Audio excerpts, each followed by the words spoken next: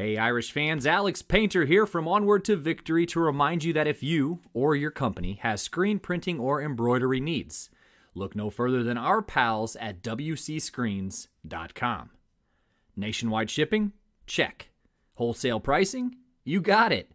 They are indeed the gold standard of the industry, and fervent supporters of Onward to Victory and your fighting Irish. Give them a holler at wcscreens.com. And on with the show.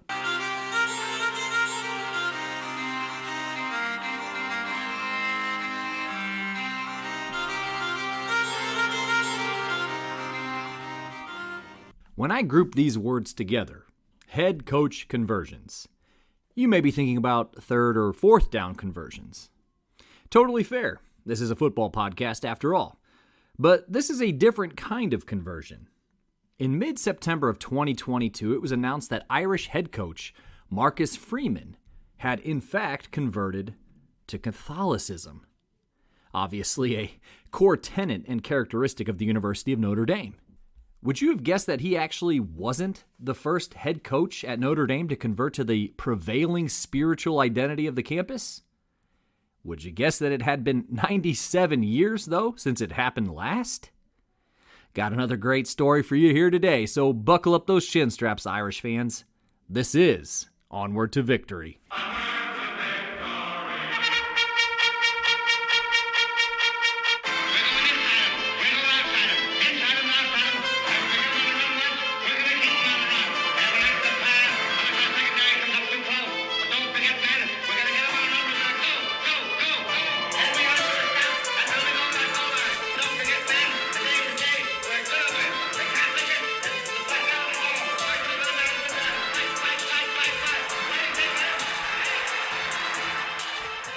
Hello, Irish fans, and welcome to Onward to Victory, a Notre Dame football podcast. My name is Alex Painter, and this is episode number 74 of the most exhaustive, accessible source of Notre Dame football history since 2019. I've got a great, interesting slice of Irish lore for you today, and I think this is one of those episodes that Onward to Victory is actually uniquely situated to discuss and share about. But first, have you listened to episode 73 yet? I'm not sure how much the general population knows about former Irish quarterback John Hewitt, Notre Dame's sixth Heisman Trophy winner from 1964. In case you didn't know, this man came out of virtual thin air, actually, to win the Heisman, college football's most esteemed honor that season, and at a time when Notre Dame football needed a hero. Seriously.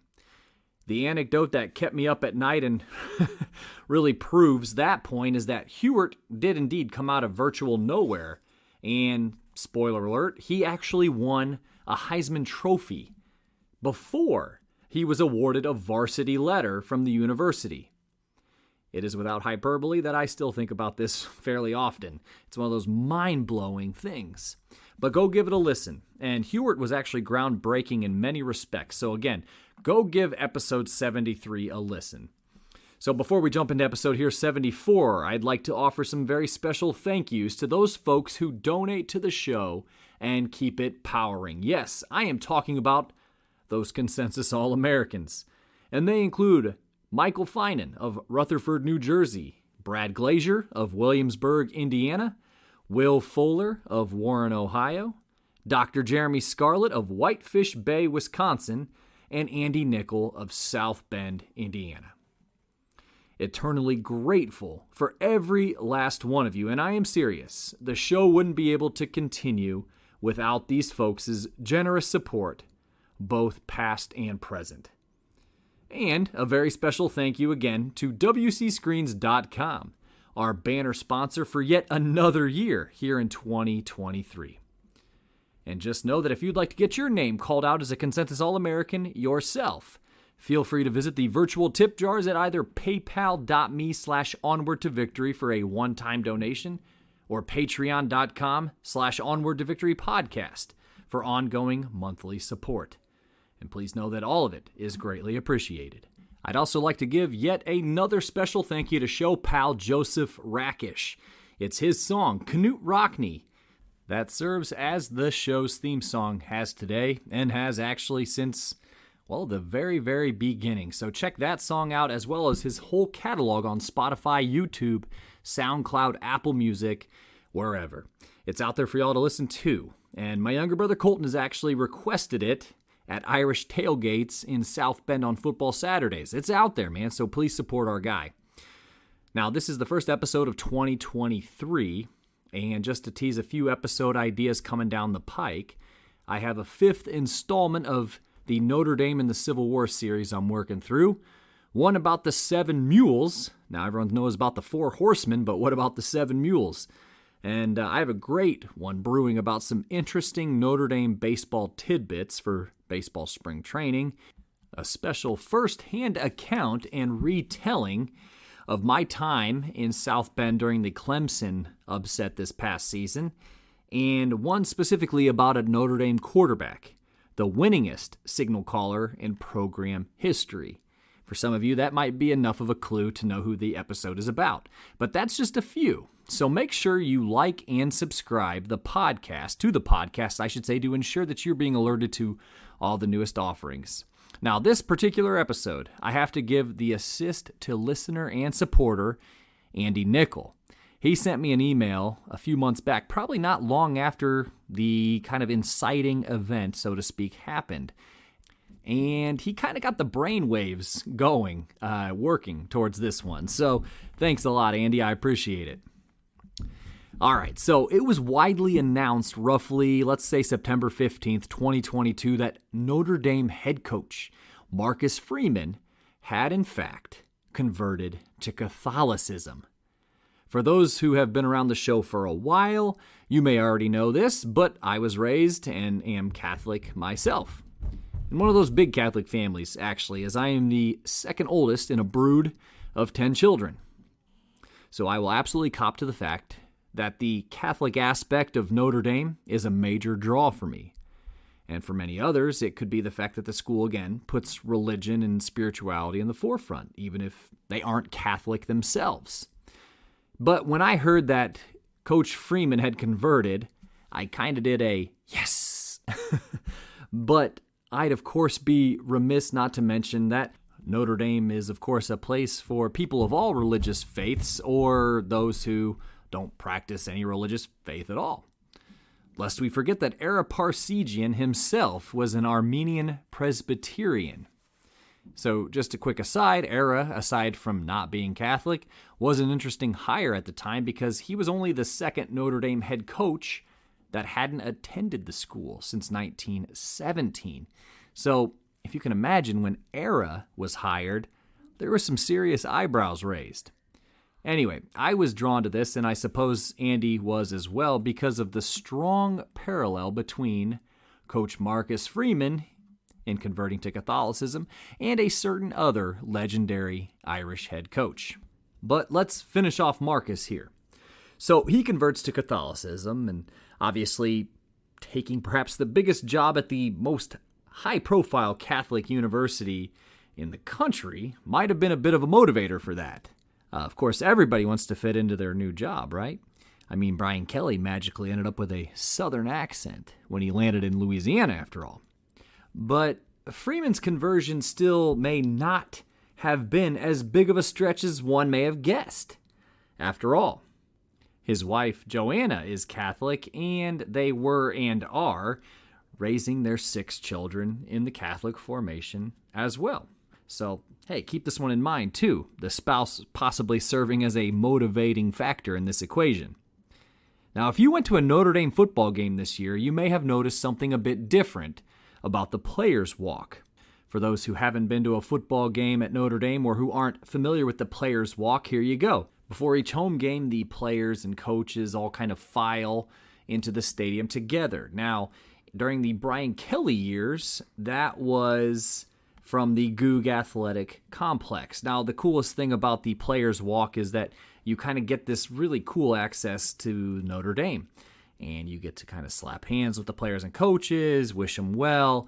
Actually, my daughter Harper was the first to give Coach Freeman a high five at the very first home game of the season. But again, the Players' Walk used to start at the Goog Athletic Complex during the Brian Kelly era. Now, the Goog is where you can kind of walk in and see the Heisman trophies, pardon me, and it's kind of the home football office. Now the walk begins as players file out of the Basilica of the Sacred Heart's east door, the God Country Notre Dame door, if you will. So if you haven't been to a Notre Dame football game, by the way, make sure you take in the Players Walk, if not anything else. But this is because Coach Freeman reinstituted a special game day mass before the home contests for the football team. So now those players and coaches file out of the Basilica for the Players Walk because, yes, they're just coming out of church at that point. This is per a story and interview that was printed by the Catholic News Agency. Quote, "Once again, for home games, the team will go to Mass together at the Basilica, leave through the God Country Notre Dame door, and walk across campus to Notre Dame Stadium. One of Kelly's reforms had been to reschedule the team Mass for the night before games." Freeman had fond memories of attending a pregame Mass he attended as a high school recruit from Huber Heights, Ohio. At a press conference marking the beginning of practice last spring, he said he was, quote, "caught by surprise to learn that the team no longer followed the tradition." Marcus said, quote, "It's what I remember from my recruiting trip, watching the players walk out of the Basilica on the way to the stadium. I was caught a little by surprise when we didn't do it last year," end quote. So yeah, Coach Freeman reinstituted that practice. Now, regarding his conversion to Catholicism, it was really important to Coach Freeman that he noted that he didn't do this to grandstand either. He shared, quote, "I tried to keep it as private as I could. Obviously, when you're head coach at Notre Dame, nothing is private," end quote. To which, of course, he's exactly correct. But again, if the head coach's spiritual identity is important to you, these things mattered. If not, that's okay too. But here's what I'd like to note at this point of the narrative. All Notre Dame head football coaches since 1931 have entered the role, whether it was Catholic or non-Catholic, and that is what they remained. Except for one, that is. When Coach Marcus Freeman converted to Catholicism in 2022, it was the first time that had happened in 97 years, since legendary Irish coach Knute Rockne converted back in 1925. Let's go ahead and dig into that now.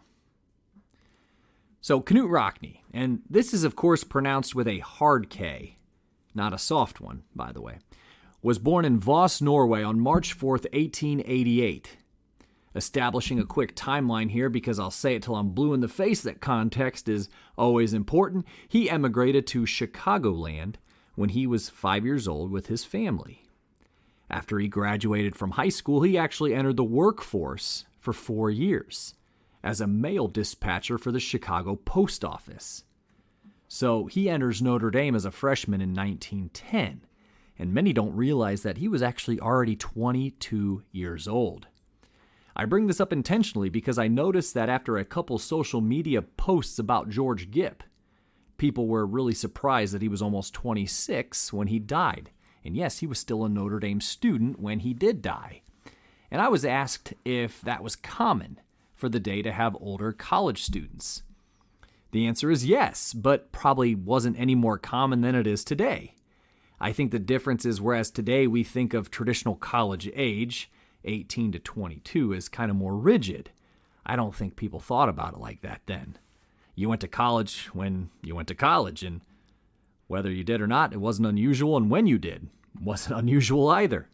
So Rockne starred for the Notre Dame football team from 1910 through 1913. The final season, he and teammate Gus Duray helped revolutionize the forward pass in that infamous game against Army. He graduated that following summer actually at that time, in 1914, with a degree in chemistry and pharmacology. Well, Rock was a smart cookie, obviously. But he then took a job as an assistant coach on the staff of his former head coach and mentor, Jess Harper. To help make ends meet, of course, assistant college football coaches weren't paid very much at this time, he also taught chemistry at Notre Dame. He became the head coach of the Notre Dame football team in 1918 and began promptly winning football games at a percentage unseen in school history. Though Notre Dame football was a national player in the college landscape before, their popularity exploded with the innovative tactics of Rockne. By 1925, he had coached multiple national championships, whether claimed or unclaimed. He had coached the Four Horsemen, of course, and the aforementioned George Gipp. Through 1924, Rockne had identified as a practicing Lutheran, a denomination not wholly unlike Catholicism in a number of respects. That is what he practiced, his parents practiced, his grandparents practiced. You get it. The Church of Norway, which of course is where Rockne hailed from, is effectively Lutheran, if I understand correctly. According to Wikipedia, nearly 69% of Norwegians are Lutheran. It is the prevailing religion, the prevailing denomination of Rockne's homeland, and that is something that he carried with him to America and carried with him through his first decade and a half at Notre Dame. But speaking of decade and a half, by 1925, Rockne had indeed spent 15 years at the university. And according to Michael R. Steele's Knut Rockne, A Portrait of a Notre Dame Legend, he writes the following, quote, "He had respected the Catholicism of the large majority of his players. He also encouraged his Protestant brethren to be team leaders as well. But even in their team prayers, they reverted to the use of Catholic prayers in team meetings, pregame preparations, and the like. Over the years of his career, Rockne had thus been heavily exposed to the values and practices of Roman Catholicism." End quote. So there was actually an essay published years after his death called Crossing the Goal Line, which he was actually credited with writing, though again, it was published a few years after his death. But Rockne also talked about observing the majority of his players as they pulled into town on road games. These are Rockne's own words, quote, "I used to be impressed by the sight of my players receiving Holy Communion every morning. And finally, I made it a point to go to Mass with them on the morning of the game. I realized that it appeared more or less incongruous when we arrived in town for a game for the general public to see my boys rushing off to church as soon as they got off the train, while their coach rode to a hotel and took his ease. So, for the sake of appearance, if nothing else, I made it a point to go to church with the boys on the morning of the game." End quote. So again, here's some more Rockne's words from that essay, quote, "Although they probably did not realize it, these youngsters were making a powerful impression on me with their piety and devotion. And when I saw all of them walking to the communion rail to receive, and realized the several hours of sleep they had sacrificed in order to do this, I understood for the first time what a powerful ally their religion was to those boys in their work on the football field. It was then that I really began to see the light, to know what was missing in my life. And later on, I had the great pleasure of joining my boys on the communion rail." End quote. The communion rail would have been the train or the trolley, whatever it would have been, that the Catholic boys would have jumped on to go to church. So that's when he says communion rail, that's what he meant. But these are all very good points, of course. But something that Mr. Steele and Rockne himself might have temporarily forgotten while writing their book and essay respectively. Rockne's wife, Bonnie, was also a practicing Catholic. Knut was a proud husband and father, and undoubtedly, Bonnie played a heavy role in his interest in converting. Though you can't openly speculate, of course, but it is of note that both Notre Dame head coaches who have converted had Catholic wives. While again in bad taste to openly speculate, it is worth pointing out as a bit of a trend that in both cases of coaches converting, their wives had already gone through a Catholic formation. But just as a quick note, Knut and Bonnie's children were, just as Marcus and Joanna's, raised Catholic, despite at the time only having one Catholic parent. So lo and behold, Rock began taking steps to convert to Catholicism in early 1925. He enlisted the help of his close friend and spiritual advisor, Father Vincent Mooney, to take him through the Catholic Catechism and his conversion process. And I thought this was too funny here. In 1957, a Notre Dame journalism student named John McMahon did some research and wrote a feature on Rockne's conversion for the school paper. And he penned the following, quote, "Father Mooney said Rock learned his religion by knowing football. He had the 7 sacraments for a line and a backfield consisting of faith, hope, and charity, and the All-American quarterback, Justice," end quote. Rockne reputedly passed the catechism with flying colors.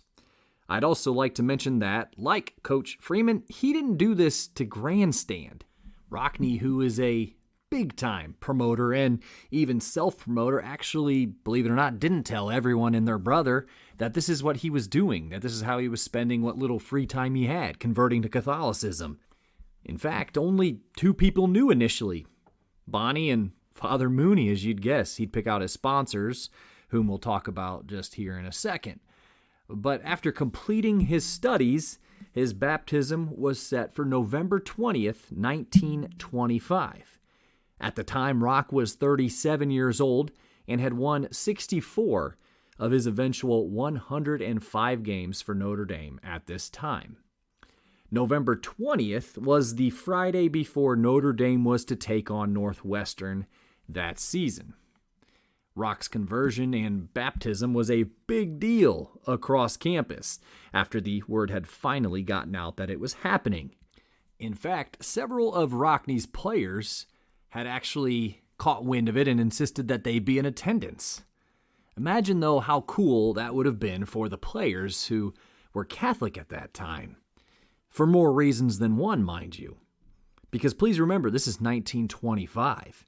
And during the mid-1920s, anti-Catholic sentiment was running very high across the country. The Ku Klux Klan were thriving across America with a strong anti-Catholic, anti-immigrant platform. So Rock, by converting to Catholicism, would have actually made thousands upon thousands of enemies near instantly for this. His team, due to this national climate, already had a bit of a bullseye on their backs from a large portion of the country as a result. Rockne was a resolute leader, though, and he'd always lead from the front of the ranks. So aside from him feeling like this was the right thing for him to do personally, converting to Catholicism, that is, imagine his players thinking, man, our coach has our back. Anyway, some of the players again learned that Rockne was to be baptized Catholic, and they insisted that they should be there. But in true Rock fashion, he said, quote, "So, they want to be at my baptism. What do they think this is, a 3-ring circus? Tell them to go home and say their prayers," end quote. Now, if you know much about Rock, that line absolutely drips of Rockne. But alas, with his sponsor, neighbor Tom Hinkey with him, he was baptized that day at the log chapel on campus. So, I always do this, but next time you're on campus and you're walking around and you see that log chapel, remember that day, November 20th, 1925. That was the day that Rockne was baptized in that very spot. The only ones present for the Mass were, of course, Canute himself, Bonnie, Father Mooney, and his sponsors, the Hickeys, Tom and his wife, Kate, who were also Canute Jr.'s godparents, as it were. But the next morning, November 21st, 1925, Coach Rockne received his first communion. Later that afternoon, his boys beat Northwestern 13-10, which ran their record on the season to 7-1-1. The Irish would win multiple championships in the remaining years of Rockne's tenure as coach. And speaking of tenure, when Coach Rockne's tenure as head football coach at Notre Dame ended very unexpectedly and untimely in March of 1931 when he was killed in a plane crash, when the wreckage was parsed through, the remains of Rockne's left hand reputedly still clutched a rosary. About 50 years after Rockne's death, one of his former players and kind of a show hero, honestly, Chet Grant, was asked about Rockne. And I'm including this quote because I do think it is very indicative of the kind of person Rockne was, regardless of whether he was Catholic or converted to Catholicism or all of that. But Chet Grant, again, played for Rockne.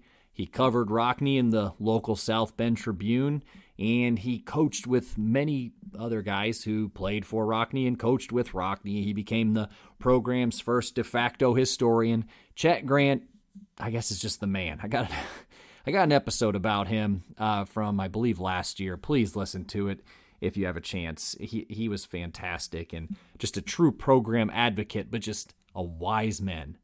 If there's ever a Notre Dame savant, it was Chet Grant. But he says the following about Coach Rockne. He says, quote, "I would say his most important trait, if trait's the right word for it, he was the very essence of dedication. He was a humble man.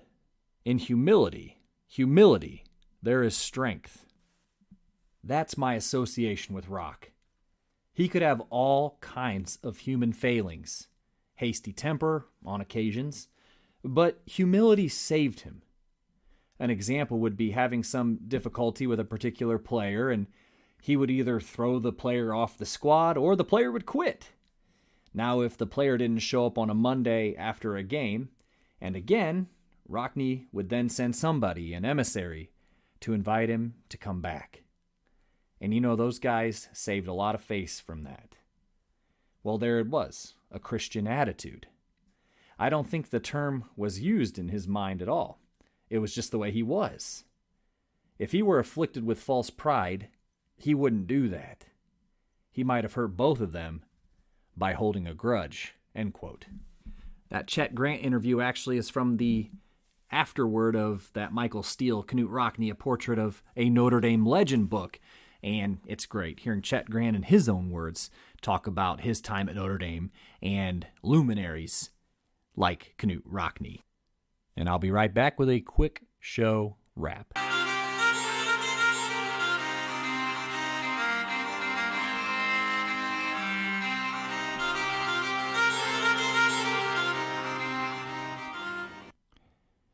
All right, I hope you enjoyed that. I'm kind of proud of how that all kind of wound and wove together a little bit to make a cohesive episode. I gotta say thank you once again to Andy Nickel for the idea, and hopefully I did the story justice. It was a lot of fun to put together and contemplate and investigate, because honestly, here's the thing about it is Notre Dame does love its heroes to be Catholic. Aside from Gipp, who we of course just talked about ad nauseum, who converted, another exception was Rockne's best player in George Gipp. Now, Gipp was also raised Lutheran Protestant, and so that was one of the reasons actually why I think Rockne and Gipp really kind of hit it off. They were both a little bit older, and they both went to college a little bit older. Rockne wasn't that much older than Gipp, honestly. And of course, they were both Protestant, again, in a very Catholic-laden university. But after Gipp got really sick in December of 1920, well, I'll actually just head over to The Gipper by Jack Kavanaugh and lift this quote directly from it. Quote, "After putting a hand on Gipp's forehead and saying goodbye, an ashen-faced Rockne left Gipp's room. Family members, having been told that the end was near, then gathered around Gipp and remained for the rest of the evening as Gipp continued to lapse in and out of a coma. During the evening, Father Pat Haggerty made his fifth visit of the day to Gipp's bedside and, with Gipp conscious again, prayed over him. In the early hours of the next morning, Tuesday, December 14th, with Gipp now in a deep coma, Father Haggerty, at Gipp's prior request, he would say later, gave Gipp conditional baptism and conditional absolution, which, in effect, converted him to Catholicism." End quote. And over the years, actually, there have been a number of folks who have questioned not only the authenticity of the story, but also the legitimacy of the conversion itself. Frankly, none of it really matters to me, I'll be honest. And this is fun to talk about, and it's fun to share identities with people. As we know, we like to surround ourselves with people with a shared identity. In this case, we're talking about Catholicism, or otherwise on any other day during the show, we're talking about having a shared identity as Notre Dame football fans or people who love Notre Dame football history. But at the end of the day, Catholic or not, religious or not, Notre Dame football fan or not, we all come up short, and we all hope that we are just blessed with another day where we can try to become the best version of ourselves and to treat folks as we hope to be treated ourselves. So I'd like to thank everybody for tuning into this particular episode, number 74, in Onward to Victory, a Notre Dame football podcast history. A little bit different of an episode, but I try to make them all a little bit different after all. This one was a lot different, though, in the sense that we talked about religion and converting from one sect of a religion to another sect of a religion. So I suppose this is one of those episodes that wouldn't make me very popular at a Thanksgiving dinner or a social event or something like that. But nonetheless, it was a very, very, I think, fascinating chapter, a fascinating event to happen in Notre Dame lore, and a fascinating parallel to liken our current head coach, Marcus Freeman, to perhaps the best college football coach of all time. So I hope you enjoyed it as much as I enjoyed putting it all together, and I'd like to thank the Consensus All-Americans once again: Michael Finan of Rutherford, New Jersey, Brad Glazier of Williamsburg, Indiana, Andy Nickel of South Bend, Indiana, Dr. Jeremy Scarlett of Whitefish Bay, Wisconsin, and Will Fuller of Warren, Ohio, for their support and keeping us on the air. Thank you to WCScreens.com for keeping us on the air as well, and Joseph Rakish for the theme song, Canute Rockney. I hope all have enjoyed this. This has been Onward to Victory, a Notre Dame football podcast, signing off on episode number 74. And in kindness, I am your host, Alex Painter. And as always, go Irish.